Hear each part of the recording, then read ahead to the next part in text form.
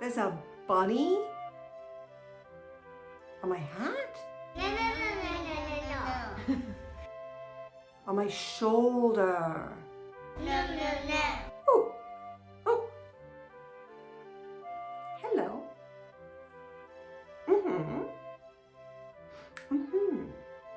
Aha. Are you ready? Here we go. For a long, long time, people have loved to read about the strange adventures of a little girl named Alice who went to sleep on a summer afternoon and dreamed that she followed the white rabbit down the rabbit hole into Wonderland. There Alice found the most beautiful garden she had ever seen. Indeed, everything in Wonderland was very unusual. Curious, Alice called it. She herself was an unusual little girl who loved to use grown-up words. She talked to herself a great deal and even scolded herself occasionally. Everywhere Alice went in Wonderland, she met the most interesting people.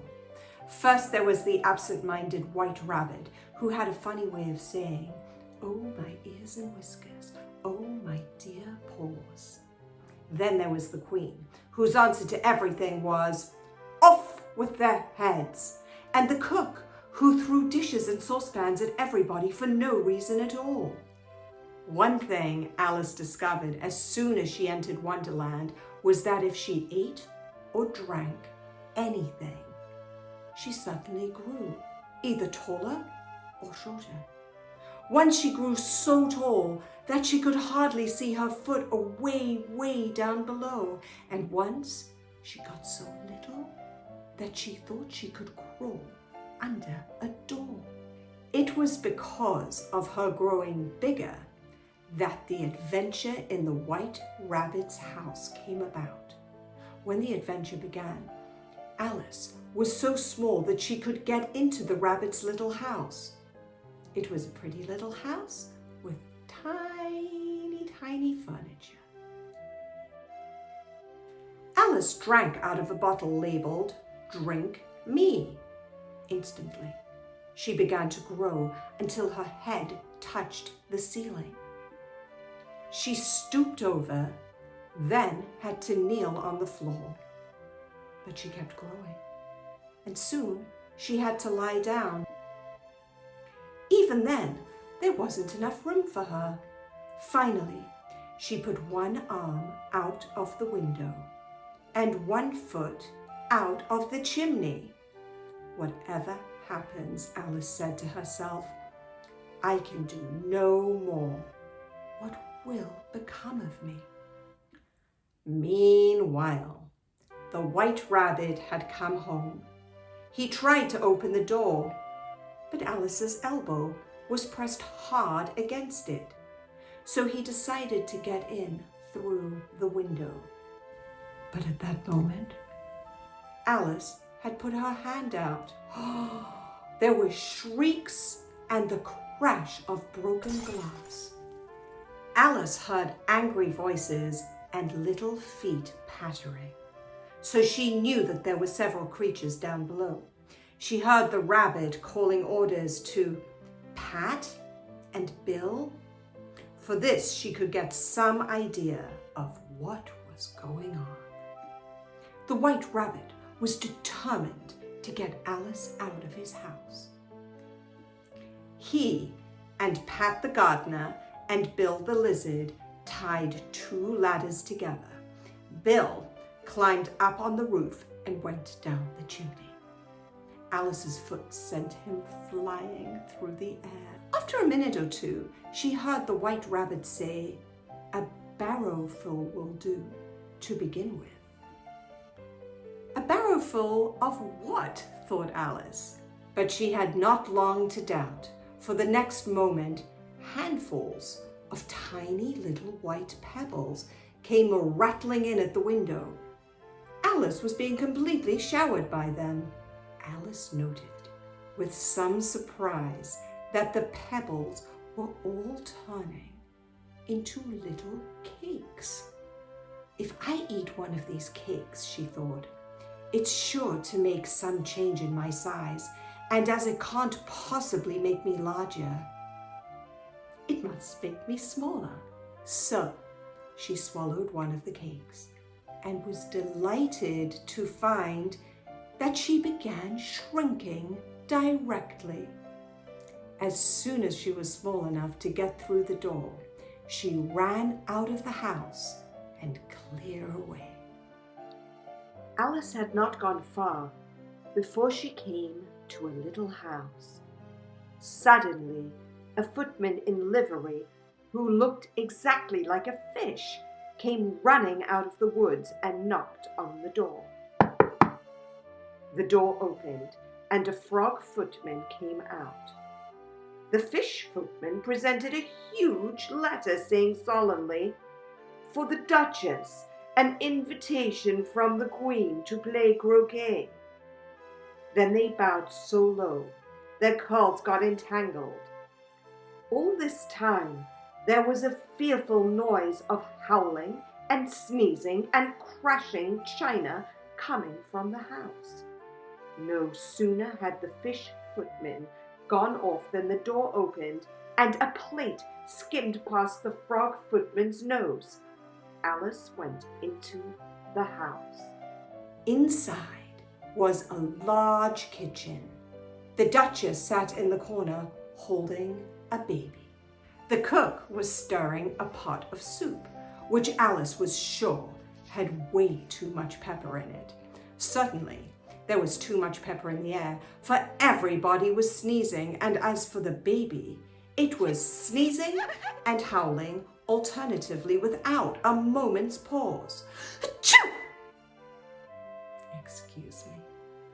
The only two creatures that did not sneeze were the cook and a large cat, which was grinning from ear to ear. The cook was throwing everything within reach at the Duchess and the baby. Suddenly, the Duchess got up and threw the baby to Alice. "Here," she said. "You must nurse it a bit if you like. I must go play croquet with the Queen." And she hurried out of the room. Alice caught the baby in her arms, but found it very hard to hold, for it was a queer-shaped little creature. She thought she'd better rescue it from that crazy kitchen. So she went outside and started walking with it through the woods. The little thing grunted in the strangest way. It began to look more and more like a pig. Soon there was no question about it. It was a pig. So Alice set it down, and it trotted quietly away. If it had grown up, she said to herself, it would have been a dreadfully ugly child. But it makes rather a handsome pig, I think. Suddenly, there before Alice, sitting on the bough of a tree a few yards off, was the Duchess's Cheshire cat. It was grinning from ear to ear. "Cheshire cat," said Alice, "what sort of people live around here?" "In that direction," said the cat, waving its right paw, "lives the Hatter, and in that direction, waving the other paw, lives a March Hare. Visit either you like. They're both mad." Then the cat began to disappear. It vanished slowly, beginning with the end of its tail and ending with the grin, which remained some time after the rest of it had disappeared. When the cat was completely gone, Alice set out to see the March Hare, hoping he would not be so mad in May as he was in March. At the table in front of the March Hare's house, the March Hare and the Hatter were having tea. A dormouse sat between them, fast asleep. The three were all crowded together at one corner of the table. As soon as Alice sat down, they started asking riddles that turned out to have absolutely no answers. Alice thought this a stupid kind of game. Suddenly the Hatter said he wanted a clean cup, so they all moved up one place. This put Alice at the March Hare's place, which she didn't like at all, because he had just upset the milk jug onto his plate. Finally, Alice got up and walked off.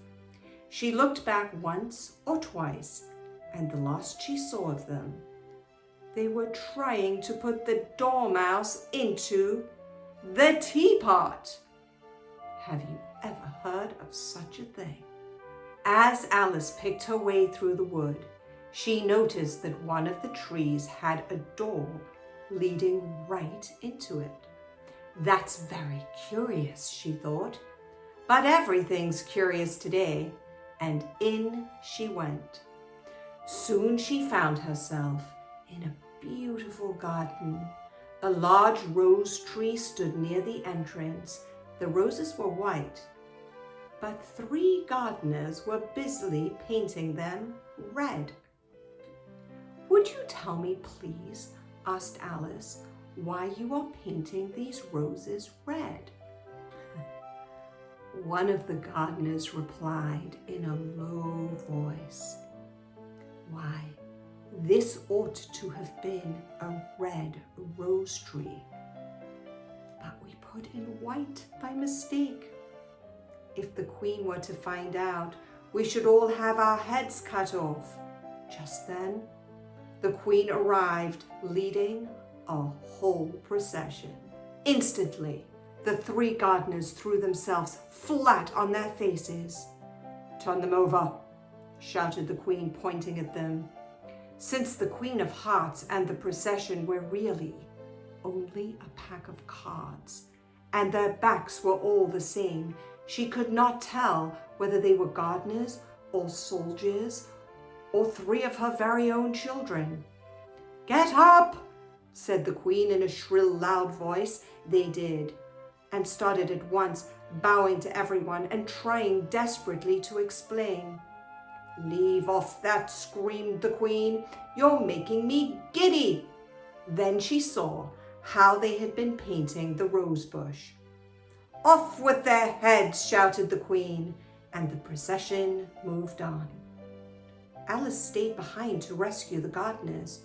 She put them into 2 large flower pots. The 3 soldiers who stayed behind to execute the gardeners wandered about for a few minutes looking for them. Then they quietly marched off after the others. "Are their heads off?" shouted the Queen. "Their heads are gone, Your Majesty," they shouted in reply. Alice joined the procession and found the White Rabbit at her side. "Where's the Duchess?" Alice asked him. "Hush," said the White Rabbit in a low, hurried tone. "She's under sentence of execution." "What for?" asked Alice. "She boxed the Queen's ears." Alice laughed out loud. "Oh, hush," whispered the rabbit in a frightened tone. "The Queen will hear you." Just then, a cry of "The trial is beginning" was heard in the distance. Everybody ran, and soon Alice found herself in the courtroom. The King and Queen were seated on their throne, and the Knave of Hearts stood before them. Alice knew the King was the judge because of the great wig he wore. The 12 jurors in the jury box were all writing busily on their slates. "Herald, read the accusation," said the King. The White Rabbit blew 3 blasts on his trumpet, then read. "The Queen of Hearts, she made some tarts, all on a summer's day. The Knave of Hearts, he stole those tarts and took them all away." Then they called the Hatter to tell all he knew about the stolen tarts. The Hatter was so nervous he shook his shoes right off his feet, and in his confusion he bit a large piece out of his teacup instead of the bread and butter. He didn't say anything that helped the trial, so the king let him go. Then the cook was called. She had the pepper box in her hand, and everybody immediately started to sneeze. Alice, meanwhile, felt herself growing larger and larger. She didn't realize how much larger until the White Rabbit called on her to tell what she knew. When he called her name, Alice jumped up in such a hurry that she tipped over the jury box. The tiny creatures lay sprawled all over the floor. "Oh, I beg your pardon," Alice exclaimed as she picked them up and put them back as quickly as she could. "The trial cannot proceed," said the king in a very grave tone, "until all the jurymen are back in their proper places. All." Then Alice saw that she had put Bill the lizard in upside down. Alice hastened to take him out and put him right side up. Alice hadn't a chance to say very much when the king suddenly announced, "Rule 42. All persons more than a mile high to leave the court." Everybody looked at Alice. "I'm not a mile high," she said. "You are," said the king. "Hold your tongue," said the queen. "I won't," said Alice. "Off with her head," cried the queen. "Who cares for you?" said Alice, who had grown to her full size by this time. "You're nothing but a pack of cards. Yes, you are nothing but a pack of cards." At this, the whole pack rose up in the air and came flying down upon her. She tried to beat them off and found herself lying on the bank, brushing away some dead leaves that had fluttered down from the trees onto her face while she slept. "What a curious dream I've had," said Alice. And indeed, it was a curious and delightful dream that almost everybody loves to hear about over and over again. Thanks for watching. Thanks for listening. And always remember to be yourself, because you are the greatest you that anyone could ever be. Bye, everybody.